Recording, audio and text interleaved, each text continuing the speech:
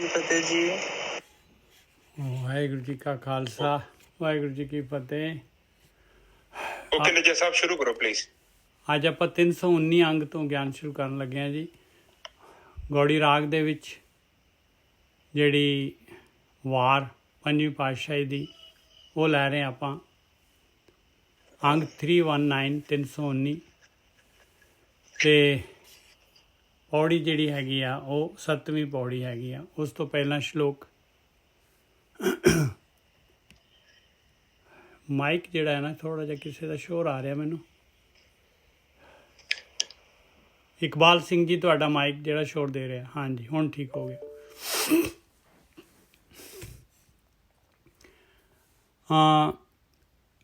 ਸ਼ਲੋਕ ਮਹੱਲਾ ਪੰਜਵਾਂ। ਖੱਖੜੀਆਂ ਸੁਹਾਵੀਆਂ ਲੱਗੜੀਆਂ ਅੱਕ ਕੰਠ, ਬਿਰਹਿ ਵਿਛੋੜਾ ਧਣੀ ਸਿਉ ਨਾਨਕ ਸਹਿਸੇ ਗੰਠ। ਹੁਣ ਜਿਹੜੇ ਅੱਕ ਦੀ ਗੱਲ ਕਰ ਰਹੇ ਆ, ਅੱਕ ਨੂੰ ਜਿਹੜੀਆਂ ਅੰਬੀਆਂ ਲੱਗਦੀਆਂ ਹੁੰਦੀਆਂ ਆ, ਦੇਖੋ ਪੀਲੀਆਂ ਪੀਲੀਆਂ ਜਿਹੜੀਆਂ ਕਿੰਨੀਆਂ ਸੋਹਣੀਆਂ ਲੱਗਦੀਆਂ ਆ ਅੱਖ ਦੇ ਨਾਲ। ਤੇ ਬਾਣੀ ਜਿਹੜੀ ਹੈਗੀ ਇਹਦਾ ਇਹ ਕਹਿਣਾ ਕੀ ਚਾਹੁੰਦੀ ਹੈ ਬਾਣੀ, ਇਹ ਚੌਥੇ ਪਦ ਦੀ ਬਾਣੀ ਹੈ। ਅੱਖ ਦੀ ਗੱਲ ਥੋੜੀ ਨਾ ਕਰ ਰਹੇ ਆ।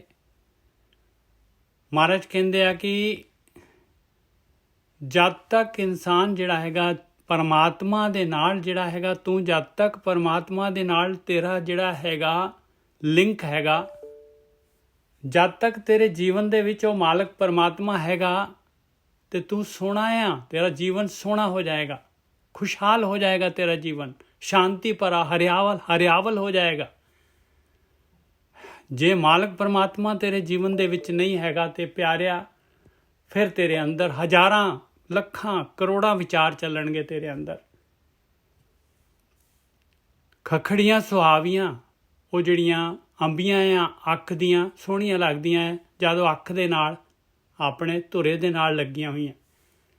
ਬਿਰਹਿ ਵਿਛੋੜਾ ਧਣੀ ਸਿਉ, ਜਦ ਉਹ ਧੁਰੇ ਤੋਂ ਅੱਖ ਤੋਂ ਉਹ ਅੰਬੀਆਂ ਜਿਹੜੀਆਂ ਟੁੱਟ ਜਾਂਦੀਆਂ, ਉਸ ਤੋਂ ਬਾਅਦ ਉਹ ਜਿਹੜਾ ਹੈਗਾ ਉਹਦੇ ਵਿੱਚੋਂ ਤੁੰਬੇ ਨਿਕਲਦੇ ਆ ਮਾੜੇ ਮਾੜੇ। ਦੇਖੋ ਉਹਦੇ ਸੈਂਟਰ ਦੇ ਵਿੱਚ ਕਾਲਾ ਕਾਲਾ ਹੁੰਦਾ। ਚਾਰ ਸਫੇਰੇ ਅਸੀਂ ਜਿਹੜਾ ਬਹੁਤ ਉਡਾਉਂਦੇ ਸੀ, ਫੂਕ ਮਾਰ ਦੇਣੇ ਉੱਪਰ ਨੂੰ ਉੱਡੀ ਜਾਣਾ ਉਹਨੇ।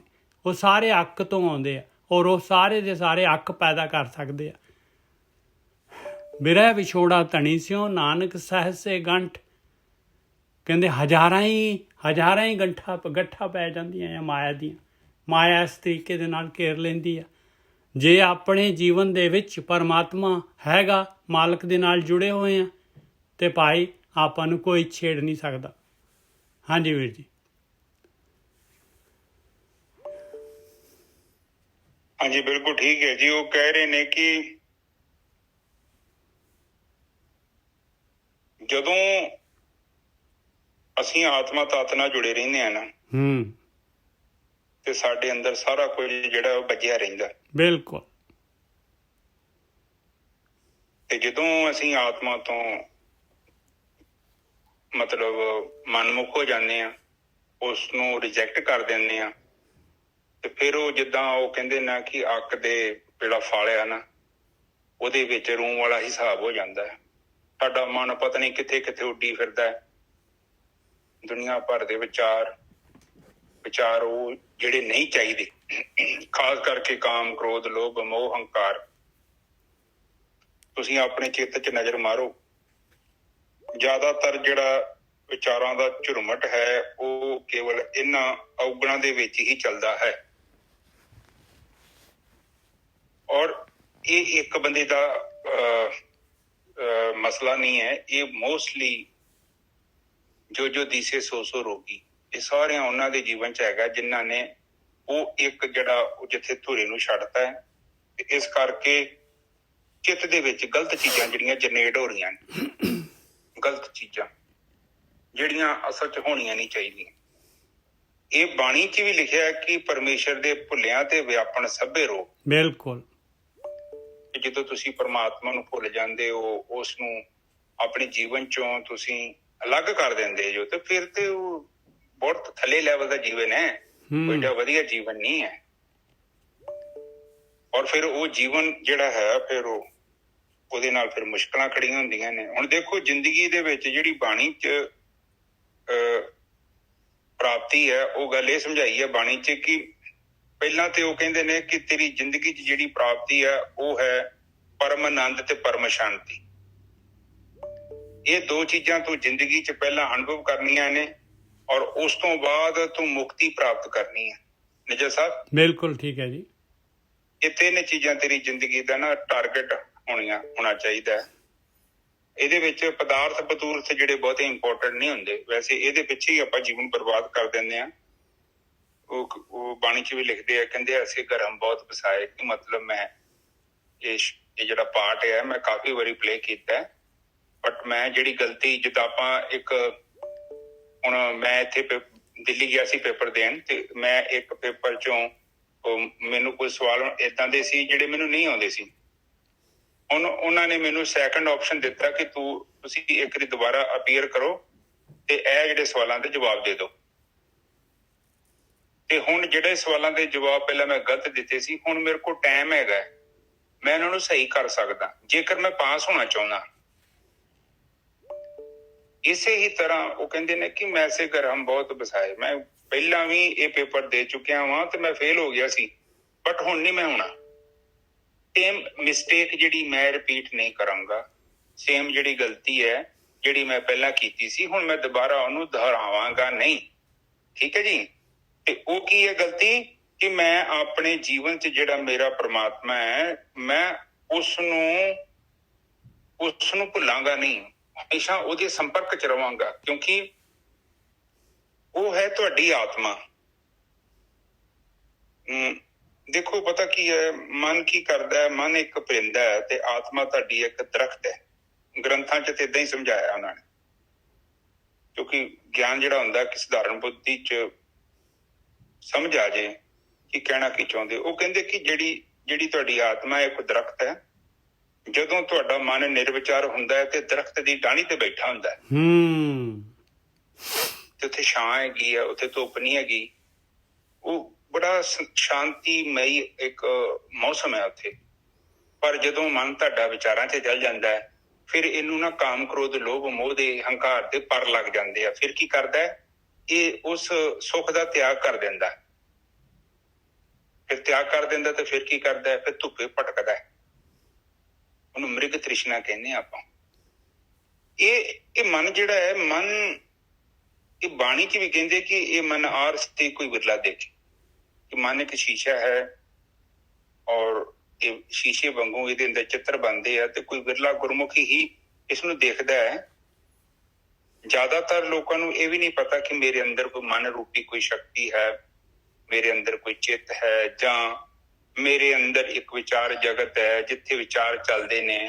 ਔਰ ਇਨਸਾਨ ਦੇ ਅੰਦਰ ਇੱਕ ਸਭ ਤੋਂ ਵੱਡੀ ਜਿਹੜੀ ਇੱਕ ਗਲਤ ਫਹਿਮੀ ਹੈ, ਇਹ ਸੋਚਦਾ ਵਾ ਕਿ ਵਿਚਾਰ ਮੈਂ ਕਰਦਾ ਪਿਆ ਵਾਂ। ਇਹ ਬਹੁਤ ਦੁਨੀਆ ਨੂੰ ਇੱਕ ਭਰਮ ਹੈ ਕਿ ਮੈਂ ਖੁਦ ਵਿਚਾਰ ਕਰਦਾ, ਪਰ ਇਹਨੂੰ ਵਿਚਾਰੇ ਨੂੰ ਪਤਾ ਨਹੀਂ ਲੱਗਦਾ ਕਿ ਤੂੰ ਵਿਚਾਰ ਨਹੀਂ ਕਰ ਰਿਹਾ, ਇਹ ਤੇ ਆਪਣੇ ਆਪ ਚੱਲ ਰਹੇ ਨੇ ਤੇਰੇ ਅੰਦਰ। ਮਤਲਬ ਕੋਈ ਚੀਜ਼ ਘੁੰਮ ਰਹੀ ਹੈ ਤੇ ਉਹ ਲਗਾਤਾਰ ਘੁੰਮੀ ਜਾ ਰਹੀ ਹੈ, ਔਰ ਤੂੰ ਸੋਚਦਾ ਕਿ ਮੈਂ ਘੁਮਾ ਰਿਹਾ, ਤੂੰ ਨਹੀਂ ਘੁਮਾ ਰਿਹਾ ਉਹਨੂੰ, ਇਹ ਤੇਰੇ ਅੰਦਰ ਘੁੰਮ ਰਹੀ ਹੈ। ਔਰ ਇਸ ਚੀਜ਼ ਨੂੰ ਤੂੰ ਭਗਤੀ ਦੇ ਰਾਹੀਂ ਇਹਨੂੰ ਸ਼ਾਂਤ ਕਰ ਸਕਦਾ। ਹਾਂਜੀ ਨਿਜਰ ਸਾਹਿਬ। ਕਿਉਂਕਿ ਜਿਹੜਾ ਹੈ ਨਾ, ਦੇਖੋ ਜੇ ਤਾਂ ਤੂੰ ਘੁਮਾ ਰਿਹਾ ਆ, ਫਿਰ ਤਾਂ ਜਿਹੜਾ ਹੈਗੇ ਪਾਰਟੀਕੂਲਰ ਵਿਚਾਰ ਆਉਣੇ ਚਾਹੀਦੇ ਆ। ਤੈਨੂੰ ਤਾਂ ਪਤਾ ਹੀ ਨਹੀਂ ਹੁੰਦਾ ਵੀ ਕਿਹੜਾ ਵਿਚਾਰ ਕਿਸ ਟਾਈਮ ਆਉਣਾ ਹੈ, ਇਹ ਆਪਾਂ ਨੂੰ ਥੋੜੀ ਨਾ ਪਤਾ ਹੁੰਦਾ। ਹਾਂਜੀ ਵੀਰ ਜੀ। ਹਾਂ, ਤੇ ਫਿਰ ਜਦੋਂ ਤੈਨੂੰ ਨਹੀਂ ਪਤਾ ਤੇ ਫਿਰ ਕਹਿੰਦੇ ਇੱਥੇ ਹਜ਼ਾਰਾਂ ਹੀ ਡੁੱਬ ਰਹੇ ਨੇ, ਔਰ ਤੂੰ ਵੀ ਫਿਰ ਉਹਨਾਂ ਦੇ ਨਾਲ ਨਾ ਡੁੱਬ ਜਾਵੇਂ, ਕਿਉਂਕਿ ਸੰਸਾਰ ਹੈ ਨਾ, ਇਹ ਭਵ ਸਾਗਰ ਹੈ। ਹੁਣ ਦੇਖੋ, ਹੁਣ ਇਹ ਇੱਥੇ ਪਤਾ ਇੱਕ ਚੀਜ਼ ਨੂੰ ਆਪ ਸਮਝੋ ਕਿ ਇੱਥੇ ਜਿਹੜਾ ਪਰਮਾਤਮਾ ਨੂੰ ਭੁੱਲਣ ਦੇ ਨਾਲ ਇੰਨੇ ਔਗਣ ਕਿਉਂ ਆ ਜਾਂਦੇ ਆ। ਇਹਦਾ ਕਾਰਨ ਹੈ ਬਹੁਤ ਵੱਡਾ। ਦੇਖੋ, 3 ਮਾਰਗ ਆਪ ਜੀ ਨਾਲ ਪਹਿਲਾਂ ਵੀ ਵਿਚਾਰ ਕੀਤੀ ਆ, ਕਰਮ ਮਾਰਗ, ਗਿਆਨ ਮਾਰਗ ਤੇ ਭਗਤੀ ਮਾਰਗ। ਠੀਕ ਹੈ। ਤੇ ਗੁਰਬਾਣੀ ਦੇ ਵਿੱਚ ਇਹ ਬੜੀ ਚੰਗੀ ਤਰ੍ਹਾਂ ਸਮਝਾਇਆ ਹੈ ਕਿ ਗੱਲੀਆਂ ਅਸੀਂ ਚੰਗੀਆਂ ਤੇ ਆਚਾਰੀ ਬੁਰੀਆਂ। ਤੇ ਹੁਣ ਆਚਾਰੀ ਦਾ ਮਤਲਬ ਇਹੀ ਹੈ, ਇੱਥੇ ਕਰਮ ਦੀ ਗੱਲ ਕੀਤੀ ਹੈ ਕਿ ਗੱਲਾਂ ਅਸੀਂ ਬਹੁਤ ਚੰਗੀਆਂ ਕਰਦੇ ਹਾਂ। ਸਾਨੂੰ ਪਤਾ ਹੈ ਗ੍ਰੰਥਾਂ ਦੇ ਵਿੱਚ ਕੀ ਲਿਖਿਆ ਹੈ, ਕਿਸ ਟਾਈਮ ਤੇ ਬਾਬਾ ਜੀ ਕਿਹੜੀ ਜਗ੍ਹਾ ਤੇ ਗਏ, ਟਾਈਮ ਦਾ ਵੀ ਪਤਾ ਸੀ, ਉੱਥੇ ਕੌਣ ਕੌਣ ਨਾਲ ਸੀ, ਕਿਹੜੇ ਕੱਪੜੇ ਪਾਏ ਸੀ, A to Z ਅਸੀਂ ਉਸ ਅਲੰਕਾਰ ਨੂੰ ਪ੍ਰਗਟ ਕਰਦੇ ਹਾਂ, ਉਸ ਚੀਜ਼ ਨੂੰ ਸਮਝਾਉਂਦੇ ਹਾਂ। ਤੇ ਪਰ ਜਦੋਂ ਪ੍ਰੈਕਟੀਕਲ ਮੂਮੈਂਟ ਆਉਂਦੀ ਹੈ ਸਾਡੇ ਜੀਵਨ 'ਚ, ਉੱਥੇ ਬਿਲਕੁਲ ਹੀ ਅਸੀਂ ਇੱਕ ਨਲਾਇਕੀ ਵਾਲਾ ਪੇਪਰ ਕਰਕੇ ਆਉਂਦੇ ਹਾਂ। ਜਿੱਦਾਂ ਇੱਕ ਬੱਚਾ ਨਲਾਇਕ ਪੇਪਰ ਲਿਖਦਾ ਹੈ ਨਾ, ਉਹ ਸੋਚ ਵਿਚਾਰ ਨਹੀਂ ਕਰਦਾ, ਕਿਉਂਕਿ ਪੜ੍ਹਿਆ ਹੀ ਨਹੀਂ, ਉਹਨੇ ਜੋ ਮਰਜ਼ੀ ਦਿਲ 'ਚ ਕੀਤਾ ਲਿਖ ਕੇ ਆ ਗਿਆ। ਉਹ ਕਈ ਮੇਰੇ ਵਰਗੇ ਕੁਐਸਚਨ ਹੀ ਲਿਖ ਕੇ ਆ ਜਾਂਦੇ। ਇਹ ਇੱਥੇ ਦੇਖੋ, ਇਹ ਚੀਜ਼ ਨੂੰ ਸਮਝੋ, ਜਦ ਤੱਕ ਤੁਹਾਡੇ ਕੋਲ ਆਪਣੇ ਜੀਵਨ 'ਚ ਪ੍ਰਕਾਸ਼ ਨਹੀਂ ਹੈ, ਦੇਖੋ ਭਗਤੀ ਤੋਂ ਬਿਨਾਂ ਤੁਹਾਡੇ ਅੰਦਰ ਜਿਹੜਾ ਨਾ ਗਿਆਨ ਦਾ ਪ੍ਰਕਾਸ਼ ਨਹੀਂ ਹੋ ਸਕਦਾ। ਔਰ ਗਿਆਨ ਦਾ ਪ੍ਰਕਾਸ਼ ਜਿਹੜਾ ਹੈ ਉਦੋਂ ਹੋਊਗਾ ਜਦੋਂ ਤੁਹਾਡੇ ਮਨ ਨੇ ਅਕਿਰਿਆ ਅਵਸਥਾ ਨੂੰ ਅਨੁਭਵ ਕੀਤਾ। ਵਿਚਾਰ ਬੰਦ ਹੋ ਗਏ ਜਦੋਂ। ਦੇਖੋ ਪ੍ਰਕਾਸ਼ਮਾਨ ਹੋਣਾ ਬੜਾ ਜ਼ਰੂਰੀ ਹੈ। ਕਰਮ ਓਦਾਂ ਤੁਹਾਨੂੰ ਕਰਮ ਦੇ ਬਾਰੇ ਕਿੱਦਾਂ ਪਤਾ ਲੱਗੇਗਾ ਕਿ ਕਿਹੜਾ ਕਰਮ ਸਹੀ ਤੇ ਜਾਂ ਕਿਹੜਾ ਕਰਮ ਗਲਤ ਹੈ, ਕਿਉਂਕਿ ਉਹਦੇ ਲਈ ਕਸਵੱਟੀ ਚਾਹੀਦੀ ਹੈ ਤੁਹਾਡੇ ਕੋਲ, ਵਿਵੇਕ ਬੁੱਧੀ। ਬਾਣੀ 'ਚ ਵੀ ਕਹਿੰਦੇ ਨੇ ਕਿ ਦੀਜੀਏ ਬੁੱਧ ਵਿਵੇਕਾਂ। ਕਿਉਂ ਮੰਗ ਰਹੇ ਨੇ ਵਿਵੇਕ ਬੁੱਧੀ? ਉਹਨਾਂ ਨੂੰ ਪਤਾ ਹੈ ਕਿ ਵਿਵੇਕ ਤੋਂ ਬਿਨਾਂ ਸੱਚਾਈ ਪ੍ਰਗਟ ਨਹੀਂ ਹੋ ਸਕਦੀ। ਹੁਣ ਦੇਖੋ ਸਧਾਰਨ ਬੁੱਧੀ ਕੀ ਕਰਦੀ ਹੈ, ਇਹਦੇ ਕੋਲ ਦੋ ਆਪਸ਼ਨ ਹੁੰਦੇ ਆ, ਇੱਕ ਭੂਤਕਾਲ, ਇੱਕ ਭਵਿੱਖ ਕਾਲ। ਇਹਨਾਂ ਦੋਨਾਂ ਦਾ ਜੋ ਉਹ ਡਾਟਾ ਇਹਦੇ ਕੋਲ ਹੁੰਦਾ ਹੈ, ਇਹ ਵੀ ਸੋਚਦਾ ਹੈ ਕਿ ਇੱਥੇ ਉਹ ਥੋੜੇ ਪੈਸੇ ਪਏ ਨੇ, ਕੁਛ ਪੈਸੇ ਪਏ ਨੇ। ਹੁਣ ਜਿਹੜਾ ਸਧਾਰਨ ਬੰਦਾ ਹੈ ਉਹ ਸੋਚਦਾ ਹੈ ਕਿ ਇਹ ਪੈਸੇ ਚੁੱਕ ਲਈਏ, ਤੇ ਕਿਉਂਕਿ ਭੂਤਕਾਲ 'ਚ ਅੱਗੇ ਬੜੀ ਗਰੀਬੀ ਕੱਟੀ ਹੈ, ਤੇ ਇਹ ਜਿਹੜੇ ਪੈਸੇ ਇਹਦੇ ਨਾਲ ਮੈਂ ਸੁੱਖ ਲਵਾਂਗਾ ਅੱਗੇ ਵਾਲੇ ਸਮੇਂ 'ਚ ਆ ਕੇ, ਠੀਕ ਹੈ। ਪਰ ਵਿਵੇਕ ਬੁੱਧੀ ਕਹਿੰਦੀ ਆ ਕਿ ਇਹ ਪੈਸੇ ਤੇਰੇ ਹੈ ਨਹੀਂ। ਇਹ ਵੱਡੀ ਪੁਆਇੰਟ ਦੀ ਗੱਲ ਜੇ। ਸਧਾਰਨ ਬੁੱਧੀ ਤੇ ਕਹਿੰਦੀ ਹੈ ਕਿ ਚਰਨਜੀਤ ਬਹੁਤ ਵਧੀਆ, 1.5-2 ਸਾਲ ਤੇਰਾ ਸੌਖਾ ਲੰਘ ਜਾਣਾ, ਇੰਨੇ ਪੈਸੇ ਹੈਗੇ ਨੇ। ਪਰ ਵਿਵੇਕ ਤੇ ਕਹਿੰਦਾ ਹੈ ਕਿ ਭਾਵੇਂ ਜਿੰਨੇ ਮਰਜ਼ੀ ਸਾਲ ਤੇਰੇ ਸੌਖੇ ਲੰਘ ਜਾਣ, ਪੈਸੇ ਤੇ ਤੇਰੇ ਹੈ ਨਹੀਂ, ਤੂੰ ਕਿਉਂ ਚੁੱਕੇਗਾ? ਇਹ ਕਿਤਾ ਕਿ ਕਿਸੇ ਦੇ ਉਹ ਬੰਦੇ ਦੇ ਪੈਸੇ ਹੋਣ ਜਿਹੜਾ ਬੰਦੇ ਨੂੰ ਬਹੁਤ ਪੈਸਿਆਂ ਦੀ ਲੋੜ ਹੋਵੇ, ਤੇ ਸਧਾਰਨ ਬੁੱਧੀ ਕੀ ਕਹਿੰਦੀ ਹੈ, ਨਹੀਂ ਨਹੀਂ, ਜਿਹੜਾ ਇੰਨੇ ਪੈਸੇ ਸੁੱਟ ਕੇ ਉਹ ਕੀਤਾ ਕਿੰਨੇ ਕੁ ਪੈਸੇ ਹੈ, ਉਹ ਵੇਖੋ ਕਵਰ ਕਰਦੀ ਉਹ ਚੀਜ਼ ਨੂੰ। ਤੁਹਾਨੂੰ ਕਹਿੰਦੀ ਕਿ ਸਲਿੱਪ ਹੋ ਜਾਓ, ਤੁਸੀਂ ਸਲਿੱਪ ਹੋ ਕੇ ਡਿੱਗ ਜਾਓ ਚਿੱਕੜ 'ਚ। ਤੇ ਵਿਵੇਕ ਤੇ ਕਹਿੰਦਾ ਨਹੀਂ ਨਹੀਂ, ਇਹ ਇੱਥੇ ਇਹ ਨਹੀਂ ਸਹੀ ਹੈਗਾ ਪੈਸਾ। ਹੁਣ ਇੱਥੇ ਆਪ ਸਮਝੋ, ਇੱਕ ਜਿਹੜਾ ਹੈ ਨਾ, ਇੱਕ ਗੋਰਖੀ ਸਾਹਿਬ, ਇੱਕ ਹੋਰ ਚੀਜ਼ ਹੈਗੀ ਜਿਹੜੀ ਆਪਣੀ ਇਹ ਡਾਟਾ, ਜਿਹੜਾ ਆਪਣਾ ਪਾਸਟ ਔਰ ਫਿਊਚਰ ਜਿਹੜਾ ਹੈ, ਜਿਹੜਾ ਵੀ ਡਾਟਾ ਆਪਣੇ ਕੋਲ ਹੁੰਦਾ ਹੈ ਨਾ, ਪਾਸਟ ਦਾ ਹੀ ਹੁੰਦਾ ਹੈ ਮੇਜਰ ਡਾਟਾ ਤਾਂ। ਤੇ ਉਹ ਡਾਟਾ ਜਿਹੜਾ ਹੁੰਦਾ ਹੈ, ਉਹ ਡਾਟੇ ਦੇ ਵਿੱਚ ਜਿਹੜੀ ਚੀਜ਼ ਹੈਗੀ ਆ, ਜੋ ਆਪਾਂ ਨੇ ਐਕਸਪੀਰੀਅੰਸ ਕੀਤਾ, ਉਹੀ ਡਾਟਾ ਹੈਗਾ। ਹੁਣ ਆਪਾਂ ਨੇ ਸਪਿਰਿਚੁਅਲ ਜਰਨੀ ਕੀਤੀ ਨਹੀਂ ਆ। ਪਰਮਾਤਮਾ ਜਿਹੜਾ ਹੈਗਾ ਉਹ ਰੂਪ-ਰੇਖ ਰੰਗ ਵਾਲੀ ਚੀਜ਼ ਨਹੀਂ, ਆਤਮਾ ਰੂਪ-ਰੇਖ ਰੰਗ ਵਾਲੀ ਚੀਜ਼ ਨਹੀਂ ਹੈ ਉਹ। ਔਰ ਇਹ ਗਿਆਨ ਜਿਹੜਾ ਹੈਗਾ, ਇਹ ਸਪਿਰਿਚੁਅਲ ਚੌਥੇ ਪਦ ਦਾ ਗਿਆਨ ਹੈਗਾ। ਇਹ ਗਿਆਨ ਜਿਹੜਾ ਹੈਗਾ, ਆਪਾਂ ਇਸ ਗਿਆਨ ਦੇ ਉੱਤੇ ਫਿਰ ਇਸ ਗਿਆਨ 'ਤੇ ਆਪਣੀ ਸ਼ਰਧਾ ਨਹੀਂ ਬਣਦੀ। ਫਿਰ ਆਹ ਬਹੁਤ ਵੱਡਾ ਡਰਾਬੈਕ ਹੈ। ਜਿਹੜੀ ਚੀਜ਼ ਨੂੰ ਅਸੀਂ ਦੇਖਿਆ ਹੀ ਨਹੀਂ ਹੈ, ਜਿਹੜੀ ਚੀਜ਼ ਸਾਡੇ ਕਦੀ ਜੀਵਨ ਦੇ ਵਿੱਚ ਨਹੀਂ ਆਏ, ਉਸ ਚੀਜ਼ ਨੂੰ ਜਿਹੜਾ ਹੈਗਾ ਆਪਣੀ ਬੁੱਧੀ ਜਿਹੜੀ ਹੈਗੀ ਆ ਉਹ ਮੰਨਦੀ ਨਹੀਂ ਹੈ। ਜਿਹੜਾ ਡਾਟਾ ਹੈ ਹੀ ਨਹੀਂ, ਉਹ ਡਾਟਾ ਹੀ ਨਹੀਂ, ਅਸੀਂ ਕਿਵੇਂ ਪਛਾਣਾਂਗੇ ਉਸ ਚੀਜ਼ ਨੂੰ? ਹਾਂਜੀ ਵੀਰ ਜੀ। ਹਾਂਜੀ, ਇੱਕ ਤੇ ਨਿੱਜਰ ਸਾਹਿਬ ਡਾਟੇ ਦੀ ਤੇ ਗੱਲ ਛੱਡੋ, ਉਸ ਸ਼ੈਡ ਨੂੰ ਚੱਲਦਾ ਹੋਇਆ ਬੰਦਾ ਵੀ ਤੇ ਕੋਈ ਨਹੀਂ ਨਾ ਮਿਲਦਾ। ਆਪ ਨੂੰ ਮੋਟੀਵੇਸ਼ਨ ਕਰਨ ਦੇ ਲਈ ਬੰਦਾ ਕਿੱਥੇ? ਉਹ ਬਾਣੀ ਤੇ ਕਹਿੰਦੀ ਕੋਟਨ ਮੇਕ। ਹੁਣ ਕੋਟਾਂ ਦੇ ਹੁਣ ਇੱਥੋਂ ਵੇਖੋ, ਕੋਟਾਂ ਦੇ ਵਿੱਚ ਲੱਭਣਾ ਉਹ ਹੈ ਵੀ ਇੱਕ ਆ ਜਿਹੜਾ ਕੋਟਨ ਮੇਕ। ਨਾਰਾਇਣ ਕੋਟਨ ਕੋਊ ਕਹਿੰਦੇ ਆ, ਕੋਟਾਂ ਦੇ ਵਿੱਚ ਹੋ ਵੀ ਸਕਦਾ, ਨਹੀਂ ਵੀ ਹੋ ਸਕਦਾ। ਆਹੋ, ਕਿੰਨਾ ਮੁਸ਼ਕਿਲ ਹੈ। ਹੁਣ ਇੱਕ ਬੰਦੇ ਜਿਹੜਾ ਕੋਟਾਂ ਦੇ ਵਿੱਚ ਇੱਕ ਆ, ਉਹ ਵੀ ਕਿਤੇ ਮਿਲਣਾ ਕਿ ਨਹੀਂ ਮਿਲਣਾ। ਔਰ ਦੂਸਰੀ ਤਰਫ ਤੇ ਜਿਹੜਾ ਸੰਸਾਰੀ ਮਨੁੱਖ ਆ, ਉਹ ਕਰਮ ਕਾਂਡ ਉਹਨੇ ਇੰਨੇ ਜ਼ਿਆਦਾ ਉਹਨਾਂ ਨੂੰ ਖੂਬਸੂਰਤ ਬਣਾਤਾ, ਇੰਨਾ ਚਮਕਾਤਾ, ਔਰ ਖਾਸ ਕਰਕੇ ਉਹ ਗ੍ਰੰਥਾਂ ਦੀ ਸਪੋਰਟ ਵੀ ਲੈ ਲੈਂਦੇ ਆ। ਉਹ ਗ੍ਰੰਥਾਂ ਦੀ ਬਾਣੀ ਚੋਰੀ ਕਰ ਲੈਂਦੇ ਵਿੱਚੋਂ, ਪੂਰਾ ਵਾਕ ਤੇ ਪੜ੍ਹਦੇ ਹੀ ਨਹੀਂ। ਉਹ ਕਰਦੇ ਕਿ 1-2 ਲਾਈਨਾਂ ਫੜ ਕੇ ਤੇ ਉਹ ਸਾਡੇ ਵਰਗੇ ਨੂੰ ਸੁਣਾ ਦਿੰਦੇ ਨੇ। ਔਰ ਮੇਰੇ ਵਰਗਾ ਵੀ ਕਹਿੰਦਾ ਕਿ ਬੜਾ ਬੰਦਾ ਗਿਆਨੀ ਹੈ। ਇੱਥੇ ਵੀ ਗੁਰੂ ਗ੍ਰੰਥ ਸਾਹਿਬ 'ਚ ਵੀ ਲਿਖਿਆ। ਇਹਨਾਂ ਨੂੰ ਵੀ ਪਤਾ ਕੀ ਕਰ ਰਿਹਾ, ਉਹ ਤੇ ਆਪਣੇ ਨੰਗੇਜ ਨੂੰ ਕੱਜਦਾ ਪਿਆ ਬਾਣੀ ਦੇ ਨਾਲ, ਚਲਾਕੀ ਵਰਤ ਰਿਹਾ, ਉਹ ਬਾਣੀ ਨੂੰ ਯੂਜ਼ ਕਰ ਰਿਹਾ। ਉਹ ਬਿਲਕੁਲ, ਇਹ ਜਿਹੜੇ ਡਾਕਟਰ ਹੈਗੇ ਨਾ, ਇਹ ਜਿਹੜੇ ਹੈਗੇ ਆ ਦੁੱਖ ਲਾ ਸਕਦੇ ਆ, ਇਹ ਦੁੱਖ ਜਿਹੜੇ ਹੈਗੇ ਕੱਟ ਨਹੀਂ ਸਕਦੇ ਆਪਣੇ। ਦੁੱਖ ਕੱਟਣ ਵਾਸਤੇ ਜਿਹੜਾ ਹੈਗਾ ਉਹ ਪਰਮਾਤਮਾ ਹੀ ਵੈਦ ਚਾਹੀਦਾ ਹੈ, ਔਰ ਜਿਹੜੇ ਬ੍ਰਹਮ ਗਿਆਨੀ ਚਾਹੀਦੇ ਆ। ਔਰ ਇਹ ਦੂਸਰੇ ਜਿਹੜੇ ਹੈਗੇ ਸੰਸਾਰ ਦੇ ਵੈਦ, ਵੈਦ ਮਤਲਬ ਇਹ ਮੈਡੀਕਲ ਫੀਲਡ ਦੀ ਗੱਲ ਨਹੀਂ ਕਰ ਰਹੇ, ਇਹ ਅਧਿਆਤਮਿਕ ਵੈਦ ਜਿਹੜੇ ਹੈਗੇ, ਜਿਹੜੇ ਸੋ ਕਾਲਡ ਬਣੇ ਹੋਏ ਆ, ਇਹ ਦੁੱਖ ਲਾ ਸਕਦੇ ਆ, ਦੁੱਖ ਜਿਹੜੇ ਹੈਗੇ ਕੱਟ ਨਹੀਂ ਸਕਦੇ, ਘਟਾ ਨਹੀਂ ਸਕਦੇ। ਹਾਂਜੀ ਵੀਰ ਜੀ। ਹਾਂਜੀ ਬਿਲਕੁਲ ਠੀਕ ਹੈ ਜੀ, ਅੱਗੇ ਚਲੀ ਨਿੱਜਰ ਸਾਹਿਬ। ਹਾਂ, ਖਖੜੀਆਂ ਸੁਹਾਵੀਆਂ ਲੱਗੜੀਆਂ ਕੰਠ ਬਿਰਾ ਵਿਛੋੜਾ ਧਣੀ ਸਿਉ ਨਾਨਕ ਸਹਸੇ ਗੰਠ। ਫਿਰ ਮਹਲਾ ਪੰਜਵਾਂ, ਵਿਸਾਰ ਦੇ ਮਰ ਗਏ ਮਰ ਪੇ ਨਾ ਸਕੇ ਮੂਲ। ਪਰਮਾਤਮਾ ਨੂੰ ਜਿਨ੍ਹਾਂ ਨੇ ਵਿਸਾਰ ਦਿੱਤਾ, ਆਤਮਿਕ ਮੌਤ ਮਰ ਗਏ ਔਰ ਮਰ ਵੀ ਨਹੀਂ ਸਕੇ। ਮੂਲ ਜਿਹੜੇ ਮਰ ਵੀ ਨਹੀਂ ਸਕੇ, ਜੂਨਾਂ ਦੇ ਵਿੱਚ ਭਟਕੀ ਜਾ ਰਹੇ।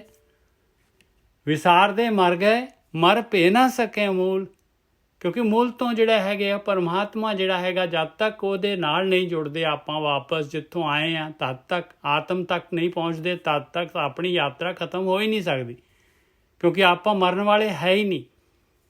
ਬੇਮੁਖ ਹੋਏ ਰਾਮ ਤੇ ਜੋ ਤਸਕਰ ਉਪਰ ਸੂਲ। ਜਿਹੜੇ ਹੁਣ ਬੇਮੁਖ ਆ ਰਾਮ ਤੋਂ, ਜਿਹੜੇ ਕਹਿੰਦੇ ਨਹੀਂ ਸਾਨੂੰ ਪਰਮਾਰਥ ਨਹੀਂ ਚਾਹੀਦਾ, ਰੱਬ ਪਰਮਾਤਮਾ ਨਹੀਂ ਚਾਹੀਦਾ, ਸਾਡੀ ਆਤਮਾ, ਅਸੀਂ ਨਹੀਂ ਜਾਣਾ ਆਤਮਾ ਵੱਲ, ਕਹਿੰਦੇ ਇਸ ਤਰੀਕੇ ਦੇ ਨਾਲ ਹੈਗਾ, ਉਹਨਾਂ ਦੇ ਨਾਲ ਸਲੂਕ ਹੁੰਦਾ ਹੈ ਭਾਈ। ਜੋ ਤਸਕਰ ਉਪਰ ਸੂਲ, ਤਸਕਰ ਕਹਿੰਦੇ ਚੋਰ ਜਿਹੜਾ ਹੈਗਾ, ਜਿਵੇਂ ਜਿਹੜਾ ਹੈਗਾ ਸੂਲੀ ਦੇ ਉੱਤੇ ਚੜ੍ਹਦਾ ਹੈ ਨਾ, ਚੋਰ ਫੜਿਆ ਜਾਂਦਾ ਹੈ, ਫੜ ਕੇ ਫਿਰ ਜਦ ਉਹਨੂੰ ਸਜ਼ਾ ਹੋ ਜਾਂਦੀ ਹੈ, ਕਹਿੰਦੇ ਉਵੇਂ ਦਾ ਹੈ ਕਿ ਭਾਈ ਫਿਰ ਤਾਂ ਤੁਸੀਂ ਜਿਹੜੇ ਹੈਗੇ ਜੂਨਾਂ ਦੇ ਵਿੱਚ ਹੀ ਹੈਗੇ ਹੋ, ਉਹ ਸਜ਼ਾ ਦੇ ਉੱਤੇ ਹੀ ਹੈਗੇ ਹੋ, ਜਿਵੇਂ ਤਸਕਰ ਹੈਗਾ, ਚੋਰ ਹੈਗਾ ਸੂਲੀ ਦੇ ਉੱਤੇ। ਹਾਂਜੀ ਵੀਰ ਜੀ। ਹੁਣ ਉਹ ਕਹਿੰਦੇ ਆ ਕਿ ਜਿਹੜੇ ਬੰਦੇ ਪ੍ਰਮਾਤਮਾ ਨੂੰ ਭੁੱਲ ਜਾਂਦੇ ਆ, ਪਰ ਭੁੱਲ ਕੇ ਜੇ ਕੋਈ ਮਰ ਵੀ ਜਾਂਦਾ ਤੇ ਕਹਿੰਦੇ ਉਹ ਵੀ ਆਮ ਹੀ ਮਰ ਜਾਂਦੇ ਆ, ਪੂਰਨ ਮੌਤ ਤੇ ਹੁੰਦੀ ਨਹੀਂ ਉਹਨਾਂ ਦੀ ਨਾ, ਕਿਉਂਕਿ ਉਹ ਬਾਣੀ ਤੇ ਕਹਿੰਦੀ ਜਿਸ ਮਰਨੀ ਸੇ ਜਗ ਡਰੇ ਮੇਰੇ ਮਨ ਆਨੰਦ। ਫਿਰ ਕਹਿੰਦੇ ਆ ਕਿ ਐਸੀ ਮਰਨੀ ਜੋ ਮਰੇ ਬਹੁਤ ਨਾ ਮਰਨਾ ਹੋਵੇ, ਉਹ ਮੌਤ ਤੇ ਮਿਲੀ ਨਾ। ਉਹ ਮੌਤ ਤਾਂ ਮਿਲਣੀ ਸੀਗੀ ਜੇ ਆਪਾਂ ਜਿਹੜੇ ਹੈਗੇ ਇਹ ਗੇਮ ਨੂੰ ਜਿੱਤਦੇ, ਜੋ ਮਾਲਕ ਨੇ ਮਾਇਆ ਪਾਈ ਹੋਈ ਆ, ਇਹ ਮਾਇਆ ਨੂੰ ਜਿਹੜੀ ਹੈਗੀ ਆਪਾਂ ਗੁਲਾਮ ਬਣਾ ਲੈਂਦੇ, ਤਾਂ ਉਹ ਮੌਤ ਮਿਲਣੀ ਸੀ। ਹਾਂਜੀ ਵੀਰ। ਮੌਤ ਦਾ ਮਤਲਬ ਨਿੱਜਾ ਸਾਹਿਬ ਇੱਥੇ ਆ ਕਿ ਔਗੁਣਾਂ ਦੀ ਮੌਤ। ਬਿਲਕੁਲ, ਔਗੁਣਾਂ ਦੀ ਮੌਤ। ਲੋਕੀ ਸੋਚਦੇ ਆ ਕਿ ਪਤਾ ਨਹੀਂ ਕਿੰਨੇ ਮਰਨਾ ਮੁਰਨਾ ਕਿਸੇ ਨਹੀਂ ਜ, ਕੇਵਲ ਔਗੁਣਾਂ ਨੇ ਮਰਨਾ ਹੈ ਤੁਹਾਡੇ ਅੰਦਰੋਂ। ਕਾਮ ਮਰ ਗਿਆ, ਕ੍ਰੋਧ ਮਰ ਗਿਆ, ਲੋਭ ਮਰ ਗਿਆ, ਮੋਹ ਮਰ ਗਿਆ, ਹੰਕਾਰ ਮਰ ਗਿਆ, ਤੇ ਬਾਕੀ ਕੀ ਰਹਿ ਗਿਆ? ਬਾਕੀ ਆਤਮਾ। ਬਿਲਕੁਲ, ਆਤਮਾ ਰਹੀ। ਔਰ ਇਹਨਾਂ ਨੇ ਮਰਨਾ ਨਹੀਂ ਹੈ, ਇਹਨਾਂ ਨੇ ਆਪਣੇ ਕਾਬੂ ਚ ਆ ਜਾਣਾ ਹੈ ਬਸ। ਹਾਂ, ਮਰਨਾ ਦਾ ਭਾਵ ਆ ਕਿ ਕਬੀਰ ਸਾਹਿਬ ਤੇ ਕਹਿ ਰਹੇ ਨੇ ਕਿ ਮਨ ਨਿਰਮਲ ਭਇਆ ਜੈਸੇ ਗੰਗਾ ਨੀਰ, ਕਿ ਇਹ ਅੰਦਰ ਹੁਣ ਹੈ ਹੀ ਨਹੀਂ ਇਹ ਚੀਜ਼ਾਂ। ਜਿੱਦਾਂ ਨਿਸ਼ਕਿਰਿਆ ਹੁੰਦੀਆਂ ਨਾ, ਕੋਈ ਚੀਜ਼ ਹੁੰਦੀ ਨਾ, ਕੋਈ ਧਰਤੀ ਚ ਗੱਡੀ ਆ ਔਰ ਉਹਨੂੰ ਫਰੂਟ ਲੱਗ ਰਿਹਾ, ਔਰ ਇੱਕ ਚੀਜ਼ ਹੈ ਤੁਸੀਂ ਉਹਨੂੰ ਪੁੱਟ ਕੇ ਬਾਹਰ ਰੱਖ ਲਿਆ, ਹੁਣ ਤੇ ਮੁੱਢ ਹੈਗਾ, ਉਹਨੂੰ ਲੱਗਣਾ ਕੁਛ ਵੀ ਨਹੀਂ। ਜਿਵੇਂ ਕਹਿ ਲਓ ਗੁਰਕੀ ਸਾਹਿਬ, ਕੁੱਤੇ ਹੈਗੇ, ਜਿਵੇਂ 5 ਕੁੱਤੇ ਪਾਲਤੂ ਕੁੱਤੇ ਹੈਗੇ, ਪਾਲਤੂ ਬੈਠੇ ਹੋਏ ਮਾਲਕ ਦੇ ਨਾਲ ਬੈਠੇ ਹੋਏ ਆਰਾਮ ਨਾਲ ਟਿਕ ਕੇ, ਬਸ ਉਵੇਂ ਦੀ ਗੱਲ ਹੈ।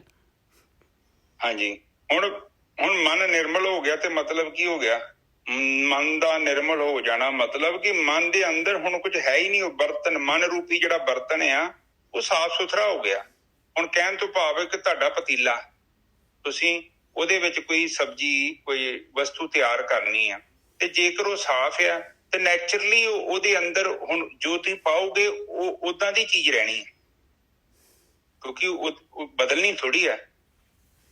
ਭਾਵੇਂ ਤੁਸੀਂ ਭੂਤ ਦੀ ਚੀਜ਼ ਪਾਓ ਤੇ ਭਾਵੇਂ ਭਵਿੱਖ ਕਾਲ ਦੀ ਪਾਓ, ਪਰ ਜੇ ਤੁਹਾਡਾ ਬਰਤਨ ਗੰਦਾ ਹੈ, ਭਾਵੇਂ ਤੁਸੀਂ ਭੂਤ ਕਾਲ ਦੀ ਪਾਓ, ਭਵਿੱਖ ਦੀ ਪਾਓ, ਭਾਵੇਂ ਵਰਤਮਾਨ ਦੀ ਚੀਜ਼ ਪਾਓ, ਉਸ ਨੇ ਕੀ ਕਰਨਾ ਹੈ ਕਿ ਉਹ ਜਿਹੜੀ ਵਸਤੂ ਤੁਸੀਂ ਪਾਉਣੀ ਹੈ ਨਾ, ਬਾਣੀ ਉੱਥੇ ਵੀ ਕਹਿ ਰਹੀ ਹੈ, ਜੈਸੀ ਆਵੇ ਖਸਮ ਕੀ ਬਾਣੀ ਤੈਸਾ ਕਰੀ ਗਿਆਨ ਵੇ ਲਾ ਲੋ। ਹਾਂ, ਉਹ ਕਹਿੰਦੇ ਕਿ ਜਿੱਦਾਂ ਦੀ ਸਪਲਾਈ ਆ ਰਹੀ ਆ, ਮੈਂ ਉਹਦੇ 'ਚ ਚੇਂਜ ਨਹੀਂ ਕਰ ਰਿਹਾ, ਉਹੀ ਚੀਜ਼ ਮੈਂ ਕੁਕਿੰਗ ਕਰ ਰਿਹਾ, ਉਹ ਚੀਜ਼ ਦੀ ਹੀ ਸਬਜ਼ੀ ਬਣ ਰਹੀ ਹੈ। ਤੇ ਜੇਕਰ ਉਹ ਖਸਮ ਦੀ ਬਾਣੀ ਆਈ ਔਰ ਮੇਰੇ ਅੰਦਰ ਕਾਮ ਕ੍ਰੋਧ ਲੋਭ ਮੋਹ ਹੰਕਾਰ ਰੂਪੀ ਮਸਾਲੇ ਪਏ ਨੇ, ਤੇ ਫਿਰ ਨਿਜਰ ਸਾਹਿਬ ਉਹ ਖਸਮ ਦੀ ਬਾਣੀ ਕੁਝ ਨਹੀਂ ਰਹਿਣੀ ਜਾਣੀ। ਬਿਲਕੁਲ।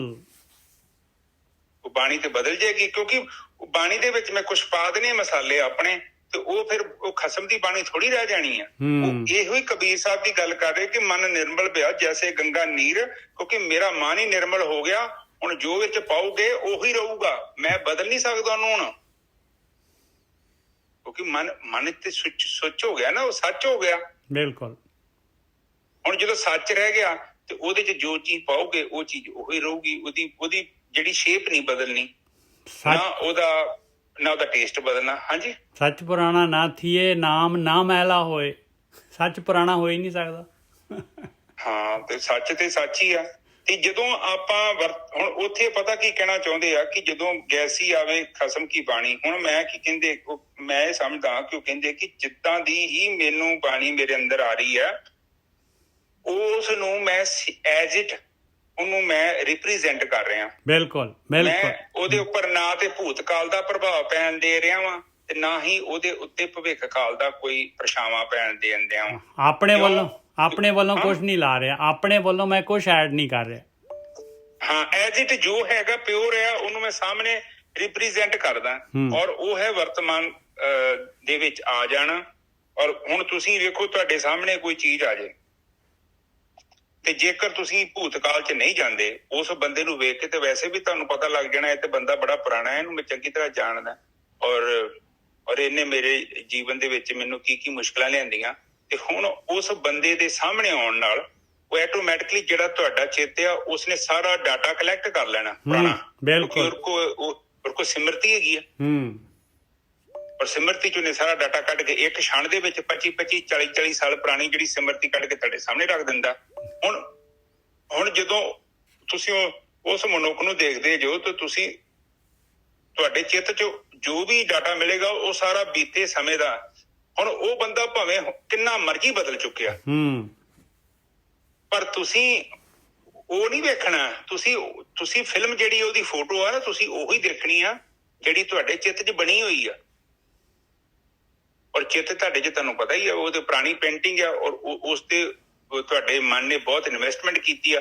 ਹੋ ਸਕਦਾ ਉਨੀ ਬਦਸੂਰਤ ਨਾ ਹੋਊਗੀ ਜਿੰਨੀ ਇਹਨੇ ਹੋਰ ਕਰਤੀ ਹੋਣੀ ਆ। ਪੇਂਟਿੰਗ ਬਾਰ-ਬਾਰ ਕਰੀ ਜਾਂਦਾ ਉੱਥੇ ਜਾ ਕੇ। ਬਿਲਕੁਲ। ਹੁਣ ਉਹ ਜਿਹੜੀ ਪੇਂਟਿੰਗ ਆ ਉਹਨੂੰ ਤੁਸੀਂ ਵਰਤਮਾਨ ਕਾਲ ਦੇ ਵਿੱਚ ਲੈ ਕੇ ਆਓ ਤੇ ਉਹ ਤੇ ਬਿਲਕੁਲ ਹੀ ਇਨਸਾਫ ਨਹੀਂ ਆ, ਉਹ ਤੇ ਗਲਤ ਆ। ਪਰ ਆਪਾਂ ਏਦਾਂ ਕਰਦੇ ਨਹੀਂ ਆ। ਆਪਾਂ ਉਹਨਾਂ ਸਾਰੇ ਜਿਹੜੀਆਂ ਸਾਡੀਆਂ ਸਿਮਰਤੀਆਂ ਦੇ ਵਿੱਚ ਜਿਹੜੀਆਂ ਪੇਂਟਿੰਗ ਬਣੀਆਂ ਨੇ, ਜਿਹੜੀਆਂ ਫੋਟੋਆਂ ਬਣੀਆਂ ਨੇ, ਅਸੀਂ ਉਹਨਾਂ ਦੇ ਉੱਪਰ ਹੀ ਜੀਵਨ ਬਤੀਤ ਕਰਦੇ ਹਾਂ।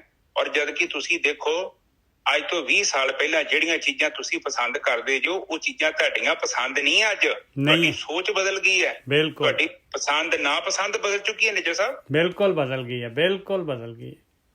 ਤੇ ਇਹਦਾ ਮਤਲਬ ਦੂਜਾ ਬੰਦਾ ਵੀ ਬਦਲ ਗਿਆ ਵਾ, ਉਹ ਸੇਮ ਨਹੀਂ ਹੈਗਾ। ਪਰ ਆਪਾਂ ਏਦਾਂ ਨਹੀਂ ਬਿਲੀਵ ਕਰਦੇ। ਠੀਕ ਹੈ, ਇਸੇ ਕਰਕੇ ਆਪਾਂ ਦੁਖੀ ਹਾਂ, ਪਰੇਸ਼ਾਨ। ਹਾਂਜੀ, ਅੱਗੇ ਚੱਲੀਏ ਨਿਜਰ ਸਾਹਿਬ। ਅੱਗੇ ਪੌੜੀ ਆਏ, ਸੁਖ ਨਿਧਾਨ ਪ੍ਰਭ ਏਕ ਹੈ ਅਬਨਾਸੀ ਸੁਣਿਆ। ਕਹਿੰਦੇ ਸੁੱਖਾਂ ਦਾ ਖਜ਼ਾਨਾ ਉਹ ਮਾਲਕ ਪਰਮਾਤਮਾ ਹੈਗਾ ਭਾਈ। ਮਾਲਕ ਪਰਮਾਤਮਾ ਹੈਗਾ ਸੁੱਖਾਂ ਦਾ ਖਜ਼ਾਨਾ, ਔਰ ਉਹਨੇ ਜਿਹੜੀ ਮਾਇਆ ਪੈਦਾ ਕੀਤੀ ਉਹ ਦੁੱਖਾਂ ਦਾ ਖਜ਼ਾਨਾ ਹੈਗੀ। ਉਹ ਪਰ ਪੁਰਸ਼ ਜਾਂ ਪਰ ਇਸਤਰੀ ਹੈਗੀ। ਮਾਲਕ ਨੇ ਆਪਣੇ ਨਾਲ ਇੱਕ ਗੇਮ ਖੇਡ ਰਿਹਾ ਹੈ।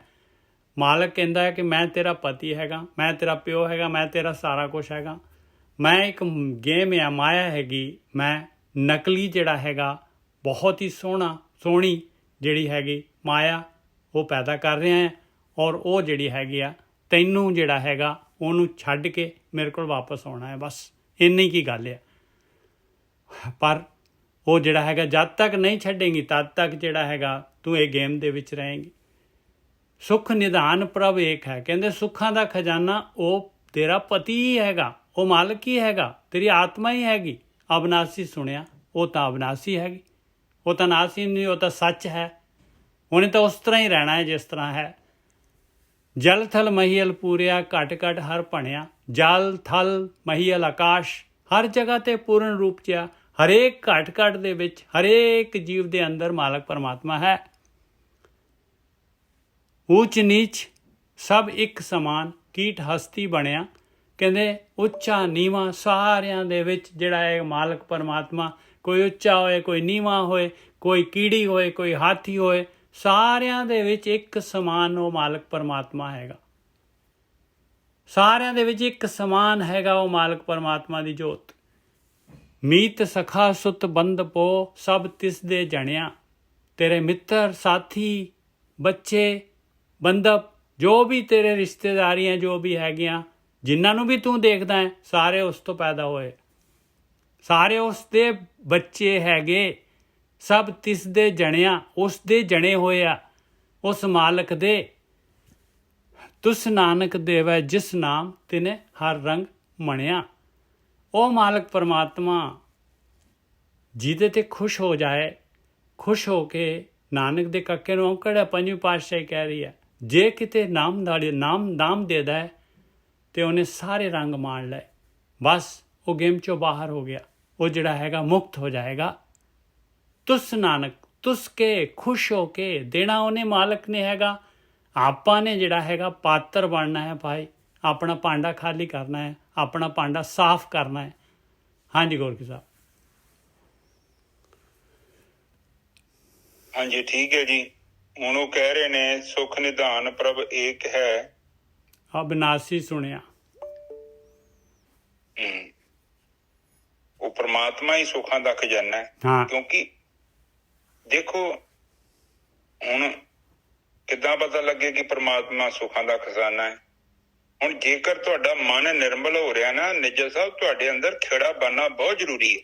ਬਿਲਕੁਲ ਬਣਨਾ ਜ਼ਰੂਰੀ ਹੈ ਖੇੜਾ, ਔਰ ਸ਼ਾਂਤੀ ਲਾਜ਼ਮੀ ਹੈਗੀ। ਪਹਿਲੇ ਦਿਨ ਤੋਂ ਜੋ ਗੋਰਖੀ ਸਾਹਿਬ ਪਰਿਵਰਤਨ ਆਉਣਾ ਚਾਹੀਦਾ। ਜੇ ਆਪਾਂ ਜਿਹੜੇ ਹੈਗੇ ਆ, ਜੋ ਬ੍ਰਹਮ ਗਿਆਨੀ ਬ੍ਰਹਮ ਗਿਆਨ ਕਹਿ ਰਿਹਾ ਆ, ਜੇ ਉਹ ਕੰਮ ਸ਼ੁਰੂ ਕਰ ਦਿੱਤਾ ਆਪਾਂ ਨੇ, ਤੇ ਆਪਣੇ ਅੰਦਰ ਲਾਜ਼ਮੀ ਹੈਗਾ ਪਹਿਲੇ ਦਿਨ ਤੋਂ ਚੇਂਜ ਆਉਣਾ।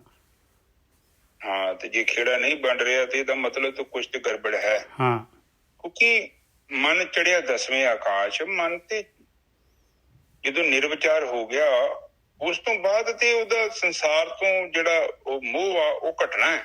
ਪਰ ਜਿੰਨਾ ਮੋਹ ਘਟਦਾ ਜਾਵੇਗਾ ਉਹਨਾਂ ਅਸਮਾਨ ਦੇ ਵਿੱਚ ਉਹਨੇ ਫੈਲਦਾ ਜਾਣਾ। ਬਿਲਕੁਲ। ਔਰ ਦੇਖੋ ਜਦ ਮਨ ਅਸਮਾਨ ਤੇ ਚੜਿਆ, ਮਨ ਚੜਿਆ 10ਵੇਂ ਆਕਾਸ਼, ਤਿੱਥੇ ਊਂਘ ਨਾ ਭੁੱਖ ਹੈ। ਊਂਘ ਕਹਿੰਦੇ ਆ ਮਾਇਆ ਦੀ ਊਂਘ।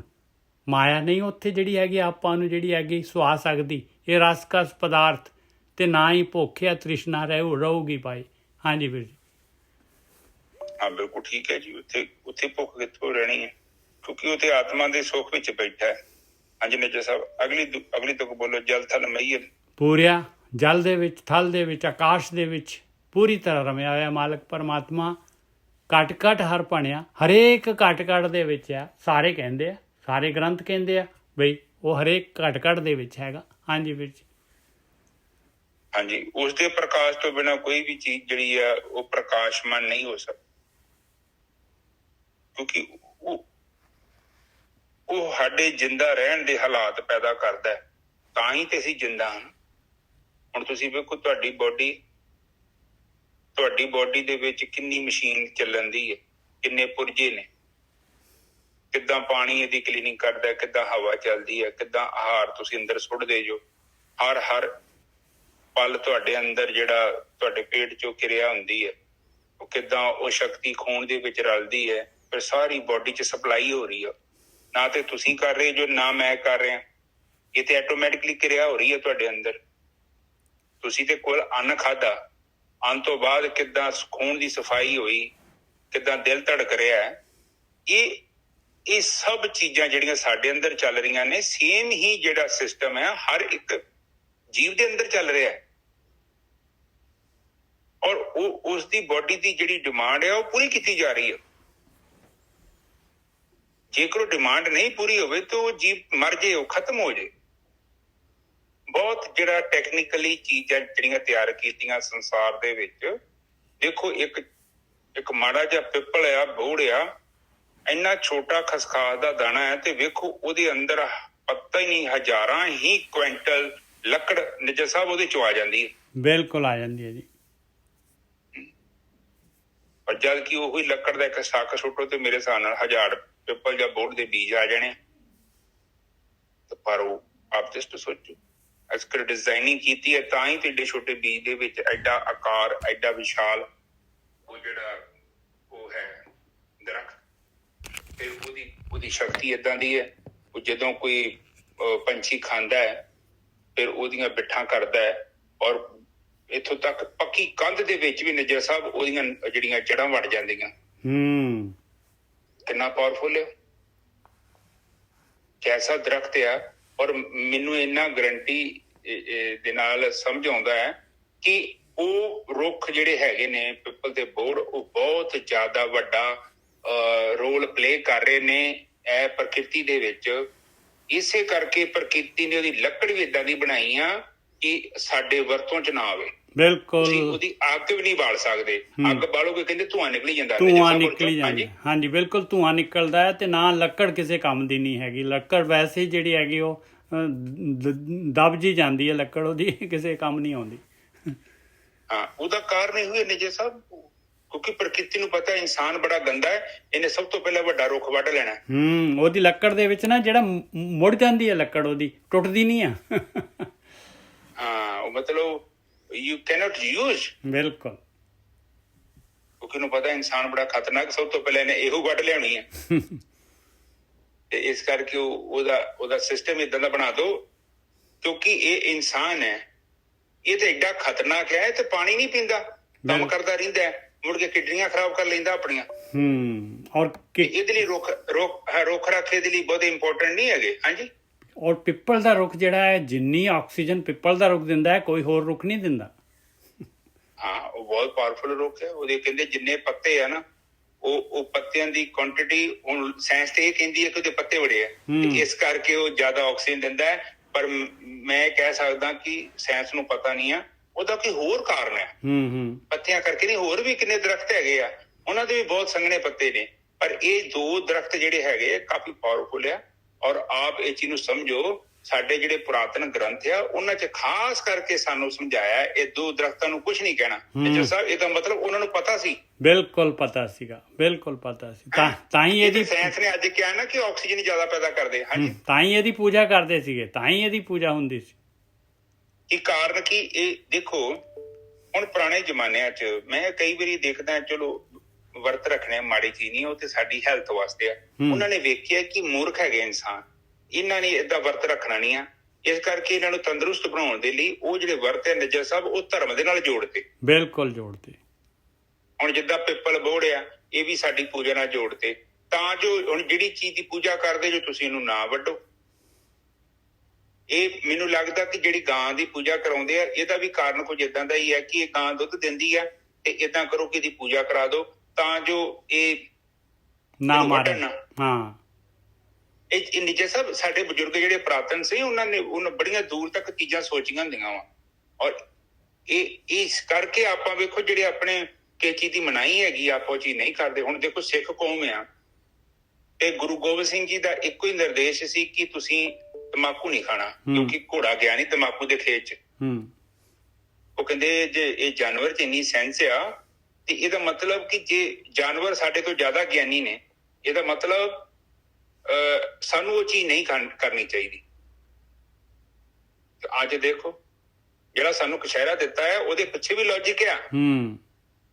ਅੱਜ ਦੇਖੋ ਦੁਨੀਆ ਤੇ ਕਿੰਨੀਆਂ ਬਿਮਾਰੀਆਂ ਨੇ, ਜਿਹੜੇ ਬੰਦੇ ਗਲਤ ਰਸਤੇ ਤੇ ਤੁਰੇ ਫਿਰਦੇ ਨੇ, ਉਹ ਬਿਮਾਰੀਆਂ ਸਾਡੇ ਜੀਵਨ ਚ ਆਈਆਂ, ਔਰ ਉਸ ਦੇ ਲਈ ਉਹ ਸਾਨੂੰ ਸਮਝਾ ਕੇ ਗਏ ਨੇ ਕਿ ਇਹ ਆਉਣ ਨਾ ਸਾਡੇ ਜੀਵਨ ਚ। ਔਰ ਜਿਹੜੇ ਬੰਦੇ ਉਹ ਨਹੀਂ ਨਾ ਫੋਲੋ ਕਰਦੇ, ਤੇ ਉਹਨਾਂ ਦਾ ਜੀਵਨ ਵੇਖੋ, ਉਹਨਾਂ ਦਾ ਅੰਤ ਬਹੁਤ ਮਾੜਾ ਹੈ। ਬਿਲਕੁਲ।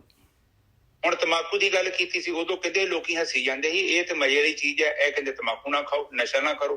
ਹੁਣ ਉਹ ਜਿਹੜੇ ਨਸ਼ੇ ਲੋਕ ਕਰਦੇ ਨੇ, ਤੇ ਉਹ ਲੋਕਾਂ ਦਾ ਜੀਵਨ ਵੇਖੋ, ਉਹ ਤੇ ਆਤਮਾ ਨੂੰ ਨਸ਼ਟ ਕਰ ਲੈਂਦੇ ਨੇ, ਖਤਮ ਕਰ ਦਿੰਦੇ ਨੇ।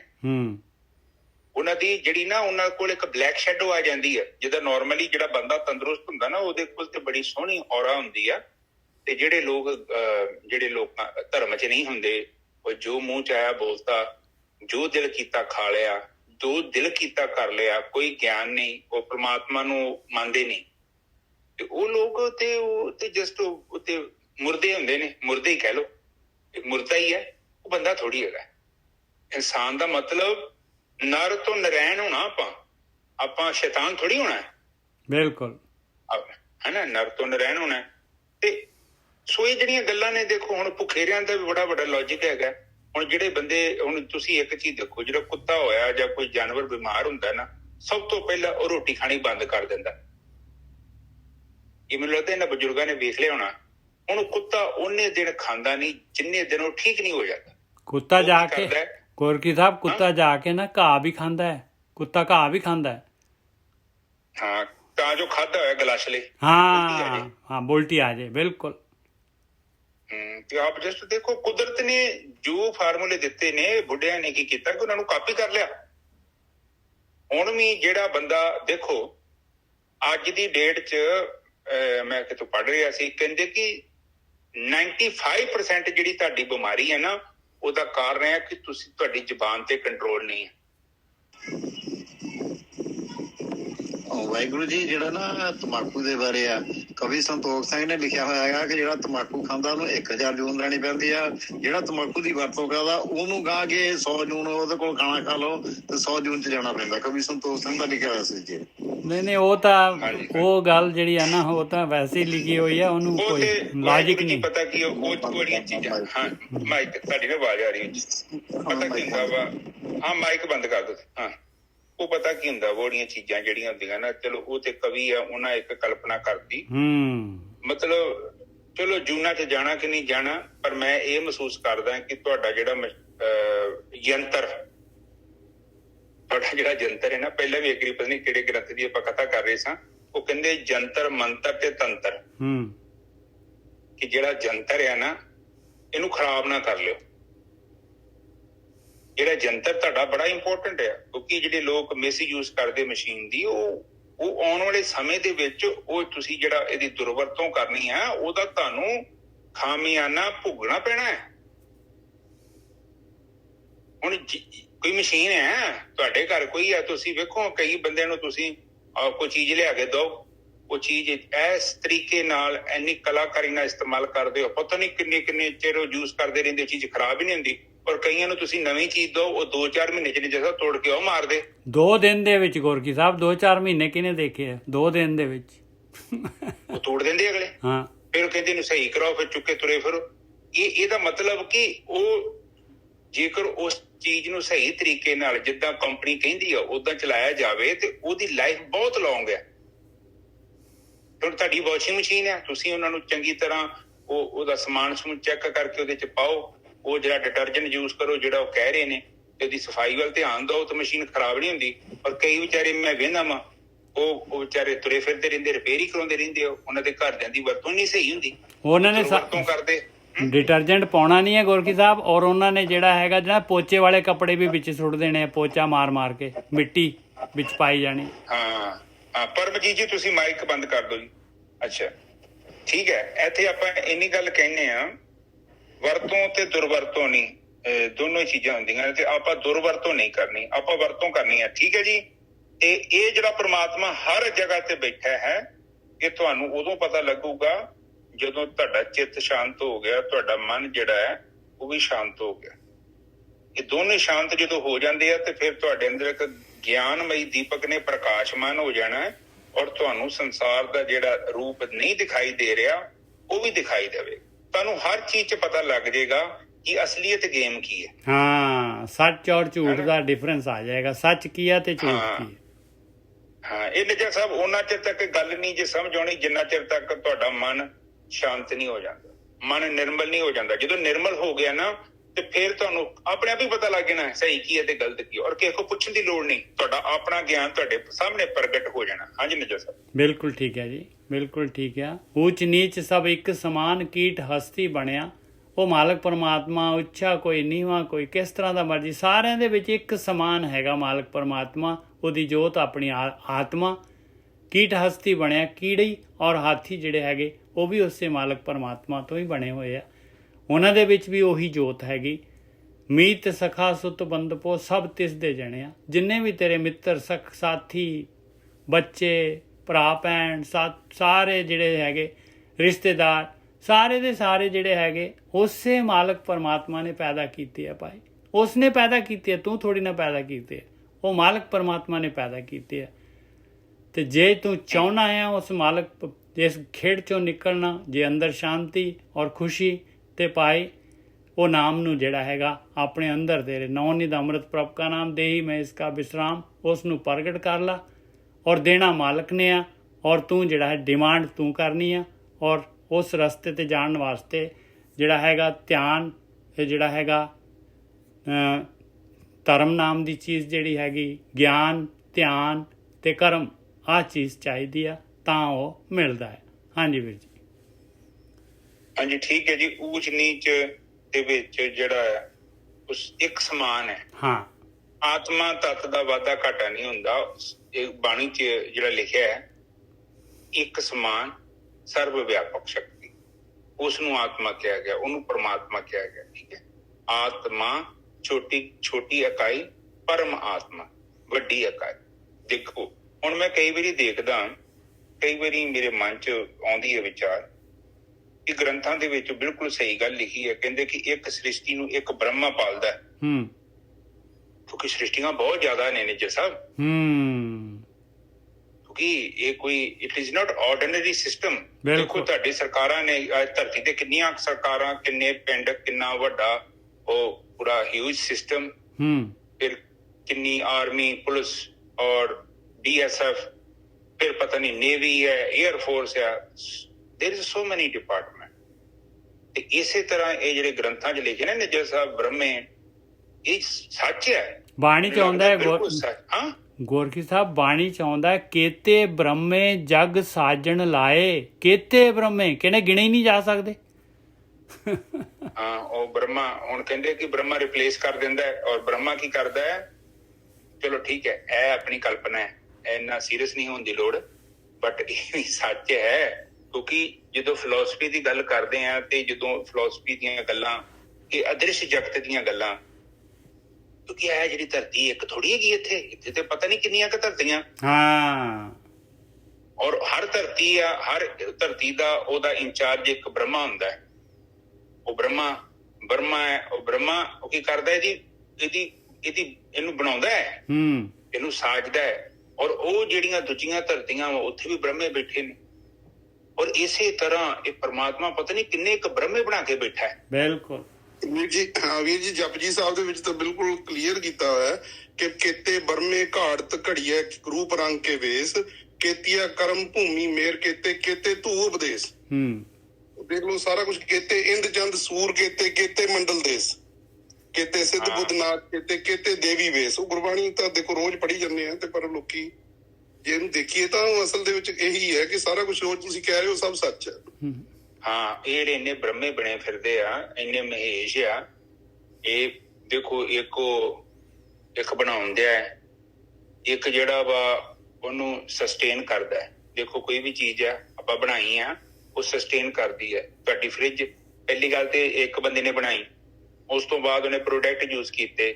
ਹੁਣ ਉਹਦਾ ਤੁਸੀਂ ਜਿਹੜੀ ਫ੍ਰਿਜ ਜਾਂ TV ਲਿਆਂਦਾ, ਉਹ ਕੁਝ ਸਮੇਂ ਲਈ ਉਹ ਸਸਟੇਨ ਕਰਦੀ ਆ, ਫਿਰ ਇੱਕ ਸਮਾਂ ਆਉਂਦਾ ਉਹ ਖਰਾਬ ਹੋ ਜਾਂਦੀ ਆ। ਇਸੇ ਹੀ ਤਰ੍ਹਾਂ ਬ੍ਰਹਮੇ ਦਾ ਕੰਮ ਹੈ ਚੀਜ਼ ਬਣਾ ਦੇਣੀ, ਫਿਰ ਬਣਾਉਂਦਾ ਹੈ, ਫਿਰ ਦੇਖੋ ਸਸਟੇਨ ਕਰਦੀ ਹੈ। ਫਿਰ ਉਸ ਤੋਂ ਬਾਅਦ ਉਹ ਧਰਮ ਆ, ਉਹਦੇ ਵਿੱਚ ਜਿੱਦਾਂ ਵੀ ਕਹਿ ਲਓ, ਇਹ ਫਿਰ ਉਹਨੂੰ ਸਸਟੇਨ ਕਰਦਾ ਹੈ। ਫਿਰ ਉਸ ਤੋਂ ਬਾਅਦ ਫਿਰ ਇੱਕ ਸਮਾਂ ਹੁੰਦਾ ਹੈ, ਉਹ ਸੰਘਾਰ ਹੋ ਜਾਂਦੀ, ਉਹ ਚੀਜ਼ ਖਤਮ ਹੋ ਜਾਂਦੀ ਹੈ।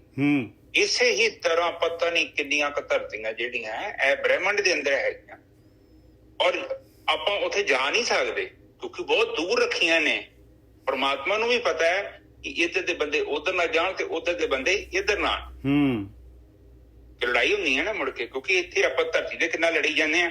ਤੁਸੀਂ ਕੀ ਸੋਚੋ ਕਿ ਦੂਜਾ ਧਰਤੀ ਦਾ ਬੰਦਾ ਇੱਥੇ ਆ ਜਾਏ ਤਾਂ ਰੌਲਾ ਨਹੀਂ ਪੈਣਾ। ਇਹ ਉਹ ਇਸ ਹਿਸਾਬ ਨਾਲ ਧਰਤੀ ਦਾ ਡਿਜ਼ਾਈਨ ਕੀਤਾ ਹੈ ਕਿ ਇੱਥੇ ਆ ਹੀ ਨਹੀਂ ਸਕਦਾ ਕੋਈ, ਨਾ ਇੱਥੋਂ ਦਾ ਬੰਦਾ ਉੱਥੇ ਜਾ ਸਕਦਾ। ਉਹ ਇੰਨਾ ਦੂਰ ਆ, ਉੱਥੋਂ ਤੱਕ ਜਾਂਦੇ ਸਾਡੀ ਉਮਰ ਖਤਮ ਹੋ ਜਾਣੀ ਆ। ਬਿਲਕੁਲ। ਇਹਦਾ ਮਤਲਬ ਕਿ ਜੇ ਕਿਸੇ ਨੇ ਇੰਨੀ ਦੂਰ ਰੱਖਿਆ, ਇਹਦਾ ਮਤਲਬ ਕਿ ਪ੍ਰਮਾਤਮਾ ਨੇ ਜਦੋਂ ਰੌਕਟ ਅੰਦਰ ਬਣਾਏ ਆ ਤੇ ਉਹ ਇਸ ਹਿਸਾਬ ਨਾਲ ਫਿਊਲ ਦਿੱਤਾ ਹੈ ਕਿ ਕੇਵਲ ਛੋਟਾ ਮੋਟਾ ਐਕਸਪਲੋਰ ਕਰ ਸਕਦੇ ਆ। ਜਿੱਦਾਂ ਚੰਦਰਮਾ ਤੇ ਚੱਲ ਜਾਓ ਜਾਂ ਹੋਰ ਕੋਈ ਲਾਗੇ ਬੰਨੇ ਗ੍ਰਹਿ ਹੈਗਾ ਉੱਥੇ ਚੱਲ ਜਾਓ। ਬਹੁਤੇ ਦੂਰ ਹੈਗੇ, ਤੁਸੀਂ ਉੱਥੇ ਜਾ ਨਹੀਂ ਸਕਦੇ। ਕਿਉਂ ਨਹੀਂ ਜਾ ਸਕਦੇ? ਉਹਦਾ ਕਾਰਨ ਆ ਉੱਥੇ ਇੱਕ ਰੇਖਾ ਬਣਾਈ ਹੋਈ ਹੈ ਕਿ ਬਈ ਇੰਟਰਫੇਰੈਂਸ ਨਹੀਂ ਚਾਹੀਦੀ।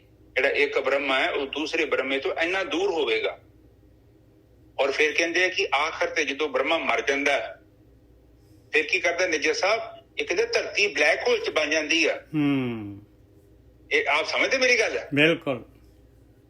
ਉਹ ਜਿਹੜਾ ਬਲੈਕ ਹੋਲ ਹੈਗੇ ਨਾ ਉਹ ਕਹਿੰਦੇ ਉਹੀ ਨੇ, ਉਹ ਬ੍ਰਹਮੇ ਮਰ ਜਾਂਦੇ ਨੇ। ਫਿਰ ਉਹ ਕੀ ਕਰਦੇ ਆ, ਇੱਕ ਸਮਾਂ ਆਉਂਦਾ ਹੈ ਉਹ ਜੋਗ ਨੇ ਬਣਾਇਆ ਆਪਣੇ ਚ ਸਮੇਟ ਲੈਂਦਾ। ਔਰ ਜਦ ਤੱਕ ਉਹ ਮਰਦਾ ਨਹੀਂ ਹੈ ਤਦ ਤੱਕ ਗੇਮ ਘੁੰਮੀ ਜਾਂਦੀ ਆ। ਇਹ ਨਾ ਹੋਵੇ ਕਿ ਆਪਾਂ ਬ੍ਰਹਮੇ ਨੂੰ ਵੇਂਦੇ ਰਹੀਏ, ਆਪਾਂ ਆਪ ਬਾਹਰ ਨਿਕਲ ਜਾਈਏ। ਠੀਕ ਹੈ ਜੀ। ਹਾਂ ਜੀ ਸਾਹਿਬ, ਆਪ ਕੁਝ ਕਹਿਣਾ ਚਾਹੁੰਦੇ? ਮੈਂ ਤਾਂ ਇੰਨਾ ਹੀ ਕਹਿਣਾ ਚਾਹੁੰਦਾ ਹੈ ਕਿ ਇਹ ਬ੍ਰਹਮਾ ਵਿਸ਼ਨੂੰ ਮਹੇਸ਼ ਜਿਹੜਾ ਹੈਗਾ, ਇਹਨਾਂ ਦੇ ਉੱਪਰ ਜਿਹੜਾ ਹੈਗਾ ਪਰਮਾਤਮਾ ਹੈਗਾ ਭਾਈ, ਤੇ ਉਸ ਪਰਮਾਤਮਾ ਦੇ ਨਾਲ ਆਪਾਂ ਨੇ ਜੁੜਨਾ ਹੈ। ਬਸ ਇੰਨੀ ਕੁ ਮੇਰੀ ਬੇਨਤੀ। ਹਾਂ, ਬਸ ਇਹੋ ਹੀ ਆ ਕਿ ਜੀ ਇਹ ਸੰਸਾਰ ਹੈ, ਇਹਦੇ ਵਿੱਚ ਫਿਰ ਉਹ ਪ੍ਰਕਿਰਤੀ ਦੇ ਵਿੱਚ ਜੋ ਵੀ ਅਧੀਨ ਚ ਆਉਂਦਾ ਹੈ ਉਹ ਤੇ ਸੰਸਾਰ ਚੱਲਣਾ ਹੀ ਚੱਲਣਾ ਹੈ। ਉਹ ਤੁਸੀਂ ਨਿਕਲ ਜਾਓਗੇ ਤਾਂ ਬਹੁਤ ਵਧੀਆ, ਨਹੀਂ ਵੀ ਨਿਕਲੋਗੇ ਤੇ ਕੋਈ ਗੱਲ ਨਹੀਂ ਹੈ, ਤੇ ਘੁੰਮੀ ਜਾਓਗੇ। ਕਿਉਂਕਿ ਪ੍ਰਕਿਰਤੀ ਚ ਤੁਸੀਂ ਬਾਹਰ ਨਹੀਂ ਜਾ ਸਕਦੇ ਜਦ ਤੱਕ ਉਹ ਬ੍ਰਹਮਾ ਨਹੀਂ ਮਰਦਾ।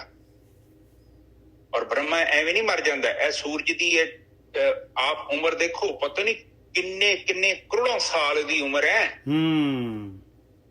ਉਹ ਲੌਂਗ ਲਾਈਫ ਆ ਔਰ ਉਸ ਹਿਸਾਬ ਨਾਲ ਚੱਲਦੀ ਜਾਂਦੀ। ਇਸੇ ਹੀ ਤਰ੍ਹਾਂ ਆਪਾਂ ਜਿੰਨੀ ਸਾਲ ਆਪਣੀ ਉਮਰ ਆ ਇਨਸਾਨ ਦੇ ਜਨਮ ਚ, ਫਿਰ ਦੂਜੇ ਜੇਕਰ ਆਪਾਂ ਜਨਮਾਂ ਚ ਜਾਂਦੇ ਆ, ਇਹ ਜਿਹੜੀਆਂ ਬ੍ਰਹਮੇ ਦੇ ਅੰਦਰ ਜਿੰਨੀਆਂ ਵੀ ਆਉਂਦੀਆਂ ਨਾ, ਜਿਹੜੇ ਜੀਵ ਆਉਂਦੇ ਆ, ਜਿਹੜੀ ਪ੍ਰਕਿਰਤੀ ਚ ਆਉਂਦੇ ਆ, ਇਹ ਇੱਥੇ ਘੁੰਮੀ ਜਾਣੇ ਆ, ਇੱਥੇ ਬਾਹਰ ਨਹੀਂ ਜਾ ਸਕਦੇ। ਕਿਉਂਕਿ ਇਹ ਸਾਰੇ ਬਾਉਂਡ ਨੇ। ਇੱਥੇ ਇੱਕ ਲక్ష్మణ ਰੇਖਾ ਬਣੀ ਹੋਈ ਹੈ। ਤਾਂ ਇਹ ਆ ਕਿ ਜਿੰਦੇ ਜੀ ਆਪਾਂ ਉਸ ਪਰਮ ਸੱਚ ਨੂੰ ਜਾਣ ਲਈਏ, ਔਰ ਉਹਨੂੰ ਜਾਣ ਲਈਏ ਤੇ ਗੱਲ ਇੱਕੋ ਹੀ ਹੈ ਕਿ ਤੁਹਾਡਾ ਮਨ ਦਾ ਨਿਰਮਲ ਹੋਣਾ ਜ਼ਰੂਰੀ ਹੈ। ਕਿਉਂਕਿ ਜਦੋਂ ਮਨ ਇਸ ਪ੍ਰਕਿਰਤੀ ਚ ਉਹੀ ਬੰਦਾ ਬਾਹਰ ਆ ਸਕਦਾ ਹੈ ਜਿਹਦਾ ਮਨ ਨਿਰਮਲ ਹੋ ਗਿਆ। ਕਬੀਰ ਸਾਹਿਬ ਤੇ ਉਹ ਕਹਿੰਦੇ ਨੇ, ਜੈਸੇ ਮਨ ਜੈਸੇ ਨਿਰਮਲ ਹੋਇਆ ਜੈਸੇ ਗੰਗਾ ਨੀਰ ਕਬੀਰ ਮਨ ਨਿਰਮਲ ਪਿਆ ਜੈਸੇ ਗੰਗਾ ਨੀਰ, ਪਾਛੇ ਲਾਗੋ ਹਰ ਫਿਰੇ ਕਹਿਤ ਕਬੀਰ। ਹਾਂ, ਤੇ ਮਨ ਨੂੰ ਨਿਰਮਲ ਕਰਨਾ ਹੀ ਜੀਵਨ ਦੇ ਵਿੱਚ ਸਭ ਤੋਂ ਵੱਡੀ ਗੱਲ ਆ। ਤੇ ਜੇਕਰ ਕਰਮ ਕਾਂਡਾਂ ਦੇ ਨਾਲ ਮਨ ਨਿਰਮਲ ਹੋ ਜਾਂਦਾ ਤੇ ਇਸ ਟਾਈਮ ਧਰਤੀ ਦੇ ਉੱਤੇ ਬਹੁਤ ਸਾਰੇ ਬ੍ਰਹਮ ਗਿਆਨੀ ਹੋਣੇ ਸੀ।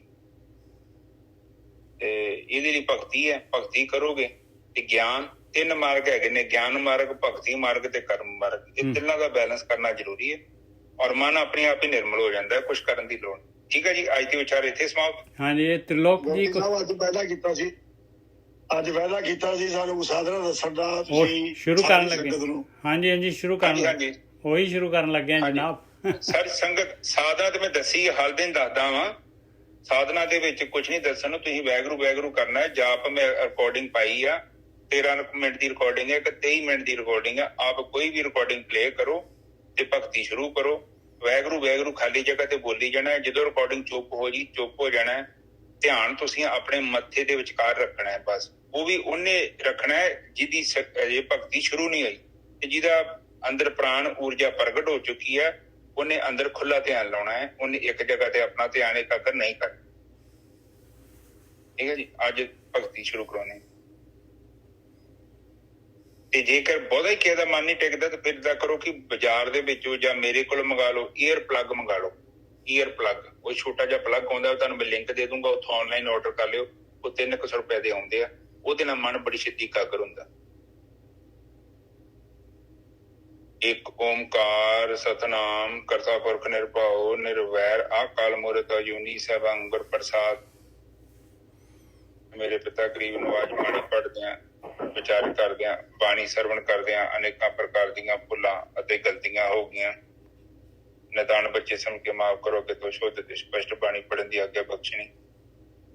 ਆਈਆਂ ਸੰਗਤਾਂ ਦੀ ਹਾਜ਼ਰੀ ਆਪਣੇ ਚਰਨਾਂ 'ਚ ਕਬੂਲ ਕਰਨੀ ਮੇਰੇ ਮਾਲਿਕ, ਤਾਂ ਜੋ ਇਹ ਜਿਹੜਾ ਜੀਵਨ ਹੈ ਇਸ ਨੂੰ ਅਸੀਂ ਸਫਲ ਕਰ ਸਕੀਏ, ਆਪ ਦਾ ਨਾਮ ਅਭਿਆਸ ਕਰ ਸਕੀਏ। ਵਾਹਿਗੁਰੂ ਜੀ ਕਾ ਖਾਲਸਾ, ਵਾਹਿਗੁਰੂ ਜੀ ਕੀ ਫਤਿਹ। ਵਾਹਿਗੁਰੂ। ਪੂਰੇ 13 ਮਿੰਟ ਆਪਾਂ ਨਾਮ ਜਪਣਾ ਹੈ ਅੱਜ। ਇਹਦੇ ਨਾਲ ਜਿਹਦੀ ਸੁਰਤੀ ਨਹੀਂ ਵੀ ਲੱਗੀ ਉਹਦੀ ਵੀ ਅੱਜ ਇਕਾਗਰ ਹੋ ਜੇ। ਵਾਹਿਗੁਰੂ। ਗੁਰੂ ਦਾ ਉਚਾਰਨ ਲੰਮਾ ਕਰਨਾ ਹੈ। ਗੁਰੂ ਵਾਹਿਗੁਰੂ ਵਾਹਿਗੁਰੂ।